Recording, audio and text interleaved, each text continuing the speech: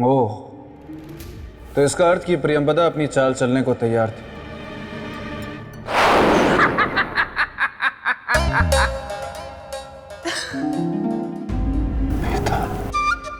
कोई कितने भी कद्दू में तीर क्यों ना मार ले, मेरे मित्र विक्रमादित्य से जीतना असंभव था।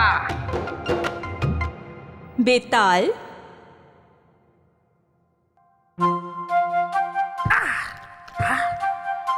काफी नरम है। तुम्हें क्या हो गया बेताल? इतने छोटे कैसे हो गए? मन हुआ हो गया। मेरा मतलब है कि साल में 3-4 दिनों के लिए मैं अपनी योग शक्ति से अपना कद छोटा या बड़ा कर लेता हूँ। बहुत बड़ा योगी हूँ मैं। वैसे राजा भोज, मैं ये कह रहा हूँ। बेताल, मुझे तुम्हारी आवाज सुनाई नहीं दे रही। राजा भोज, मैं ये कह रहा हूँ कि एक काम करिए, मेरे नजदीक आकर मुझसे बात करिए। आइए।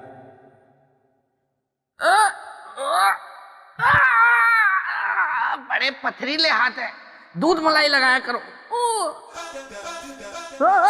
राजा भोज, संभाल कर, मैं गिर जाऊंगा। आप बताइए, क्या कह रहे थे आप? राजन, अगर आप मेरे मित्र के सिंहासन को पाने का विचार त्याग दें तो मैं आपको योग शक्ति सिखा सकता हूँ। फिर आप भी मेरी तरह अपना कद छोटा या बड़ा कर सकते हैं। नहीं श्रीमान। धीरे धीरे बोलिए, मैं काफी नजदीक हूँ आपके। नहीं श्रीमान बेताल, मैं आप जैसा योगी, आप जैसा पराक्रमी, आप जैसा शूरवीर बन ही नहीं सकता। वो तो है। मैं तो एक साधारण मनुष्य हूँ और मुझे साधारण मनुष्य ही रहने दीजिए। तो कंधे पे क्यों बिठा रखा है? नीचे उतारिए। आइए। पथरीला हाथ।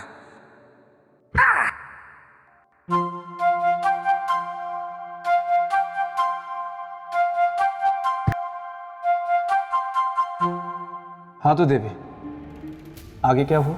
आगे जो हुआ वो सम्राट विक्रमादित्य सोच भी नहीं सकते थे।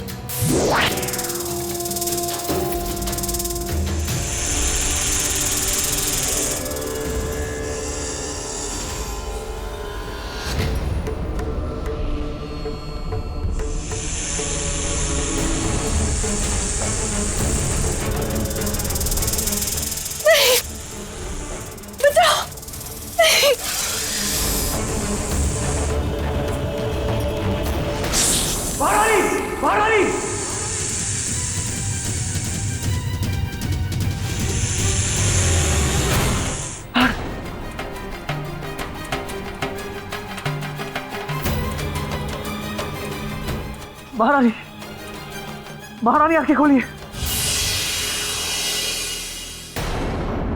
अब आपकी पत्नी कभी आंखें नहीं खोल सकती, मर चुकी हैं वो।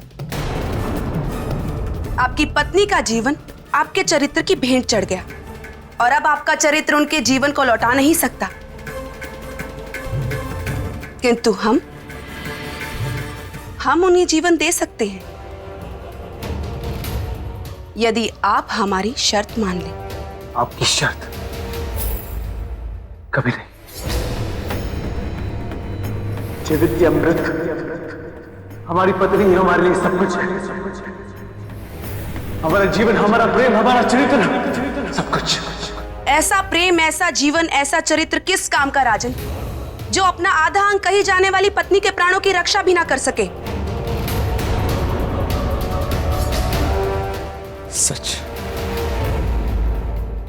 ऐसा जीवन किसी काम का नहीं। इसीलिए हमारी पत्नी के जीवन के साथ हम अपना जीवन भी त्याग कर देंगे, परंतु किसी भी कीमत पर चरित्रहीन जीवन नहीं जिएंगे। किसी भी परिस्थिति में नहीं और कभी भी नहीं।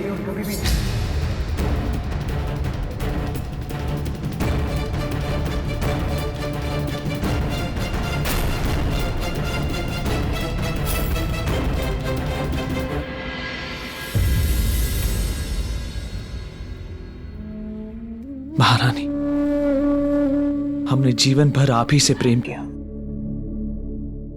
और आप ही के साथ जीवन बिताने के सपने देखे। जब अब आप ही नहीं रही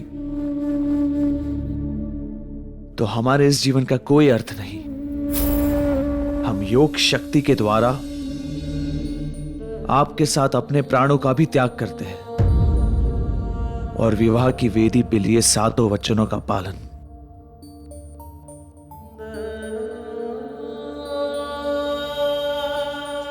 ओम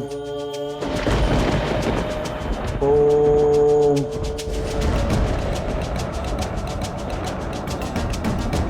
ओम अग्निदेवाय नमः। ओम अग्निदेवाय नमः।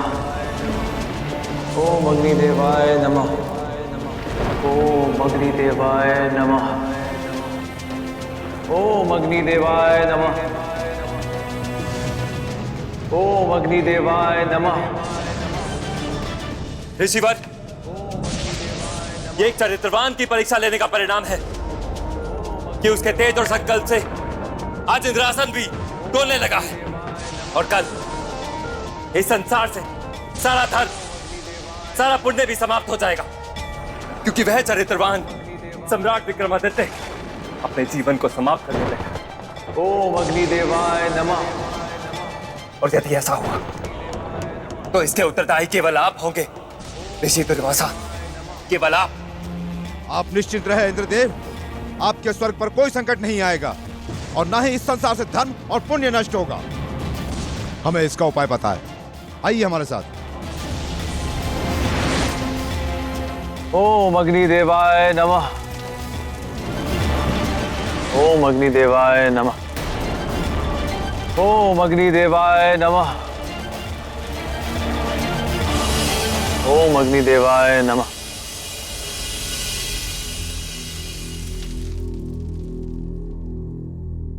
आंखें खोलिए राजन।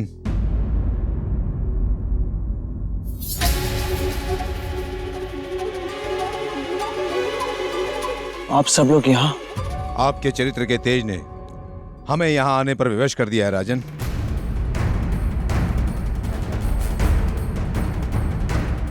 हम क्षमा चाहते हैं। नहीं राजन, क्षमा आप नहीं, क्षमा तो हम आपसे मांगेंगे। आप? मुझे क्षमा कर दीजिए राजन, क्योंकि ना चाहते हुए भी मुझे ऋषि दुर्वासा के आदेश पर आपके चरित्र की परीक्षा लेने आना पड़ा। परीक्षा? हाँ राजन, पर हम आपसे हार गए। किंतु इस परीक्षा में हम भी तो पराजित हो गए। नहीं राजन, आप पराजित नहीं हुए। कैसे पराजित नहीं हुए? परीक्षा हमारी ली जा रही थी, परंतु दंड?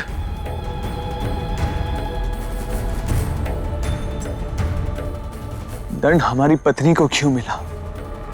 ऐसा नहीं है राजन, इन्हें पुनः देखिए।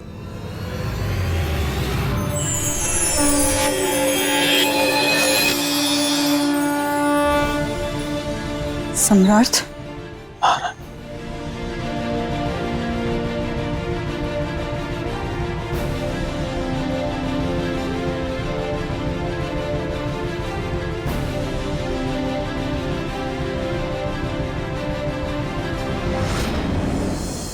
तो बताइए ऋषिवर, क्या विचार है आपका सम्राट विक्रमादित्य के संबंध? केवल एक, न भूतो न भविष्यतो। अब ये सिद्ध हो चुका है कि संपूर्ण सृष्टि में सम्राट विक्रमादित्य के समान चरित्रवान न कोई है और ना कोई भविष्य में होगा।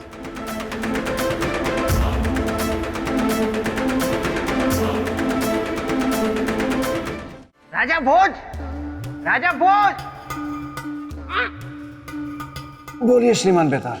देखा राजन, मेरे मित्र विक्रमादित्य का चरित्र। हाँ? है कोई ऐसा पूरी दुनिया में जो मेरे मित्र के चरित्र का मुकाबला कर सके? और एक आप हैं, चले हैं मेरे मित्र के सिंहासन को हासिल करने। बेताल, मैं सिंहासन को अपने लिए नहीं, अपनी प्रजा के हित के लिए प्राप्त करना चाहता हूं। अच्छा, किंतु राजन, सम्राट विक्रमादित्य के इस सिंहासन बत्तीसी के धारण करने से पहले एक बार स्वयं को चरित्र के तराजू में तोल कर देख लीजिए कि आप उनके समान चरित्रवान हैं भी या नहीं। अरे देवी, कहा मेरे मित्र विक्रमादित्य का चरित्र गंगा जल की तरह पवित्र, पावन, उज्जवल, शीतल, निर्मल। बेताल। क्षमा देवी, क्षमा। तो राजन, इस सिंहासन को प्राप्त करने का सोचने से पहले एक बार अपने चरित्र को तराजू में तोल कर देख लीजिए। क्या पता कौन सा पलड़ा ऊपर हो, कौन सा नीचे।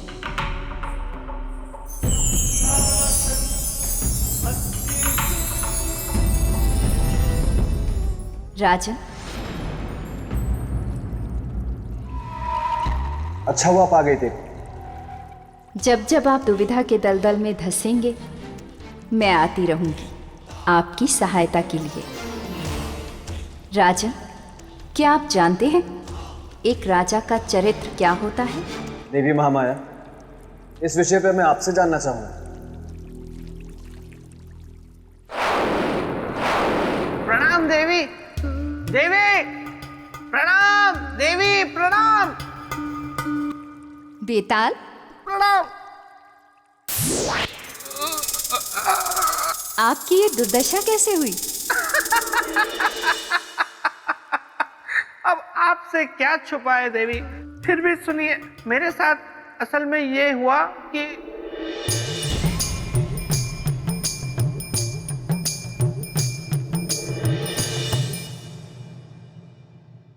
देवी, आप ही मेरी सहायता कर सकती है। कृपया मेरी सहायता कीजिए ना। मैं सहायता करूंगी, लेकिन तुम्हें एक वचन देना होगा। तुम यहाँ से प्रेत लोक वापस चले जाओगे। हाँ, मैं वचन देता हूँ, मैं चुपचाप प्रेत भूमि वापस चला जाऊंगा।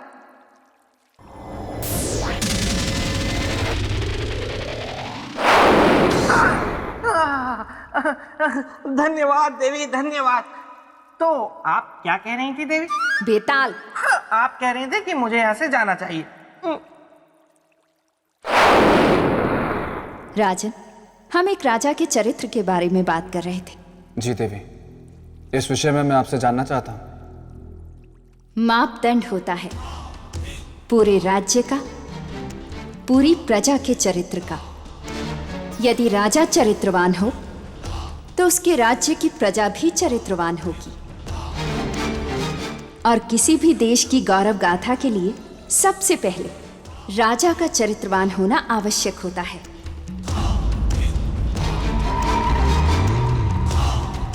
किंतु राजन, इसके विपरीत यदि समाज में कोई चरित्रहीन निकले या किसी के ऊपर चरित्रहीन होने का झूठा दोष लगे, तो आपके विचार से उसे क्या करना चाहिए?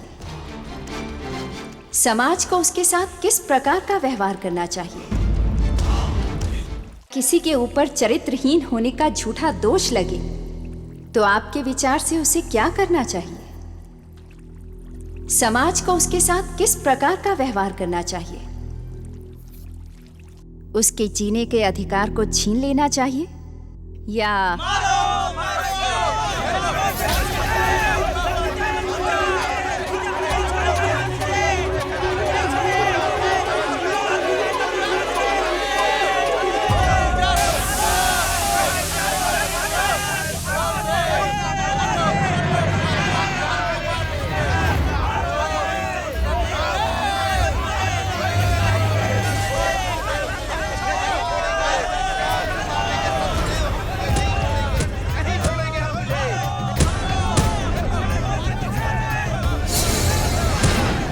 ये लोग तो इस बालक को मार डालेंगे।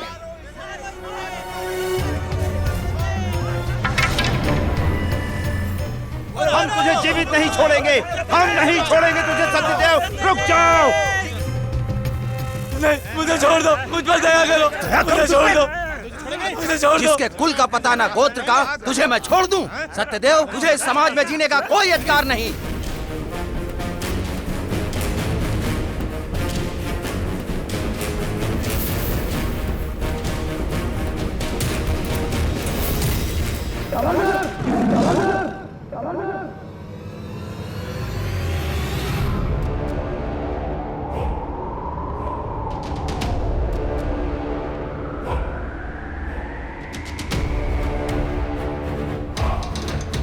कौन हो तुम?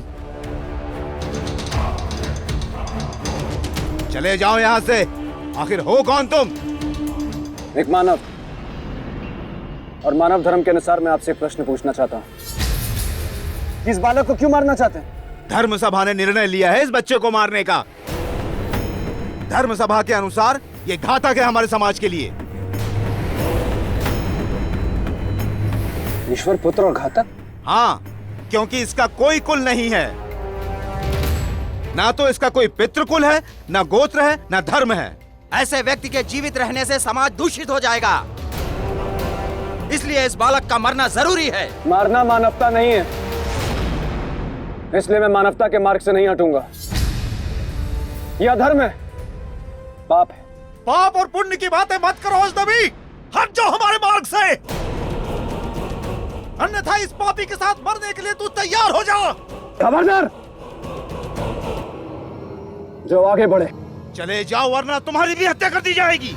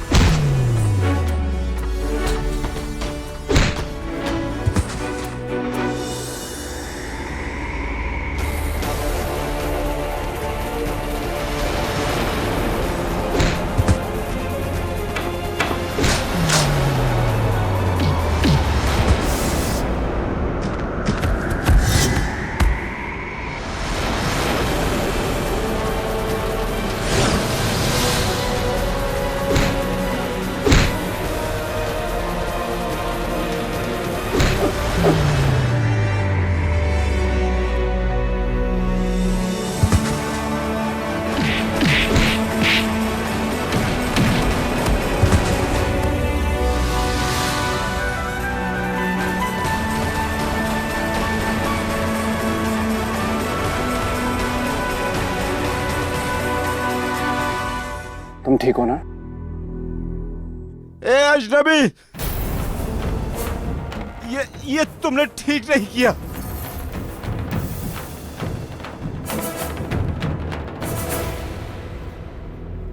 तुम चिंता मत करो, मैं हूं। हाँ।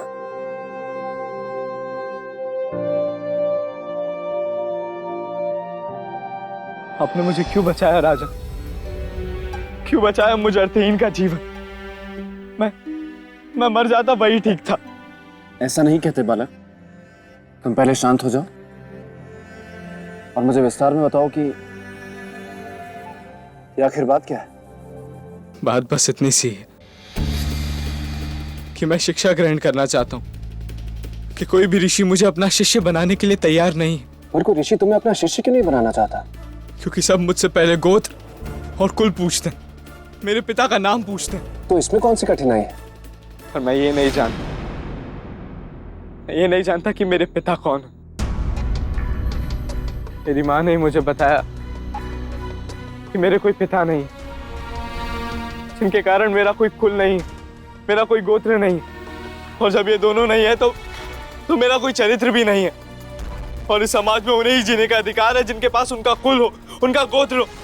और ऐसा इसलिए कि समाज ने ऐसा नियम बना दिया है और समाज नियम से बंधा है। लेकिन फिर भी मैं तुम्हें विश्वास दिलाता हूं कि तुम समाज के इस नियम की कसौटी पर खरे उतरोगे। मैं ढूंढूंगा तुम्हारे पिता को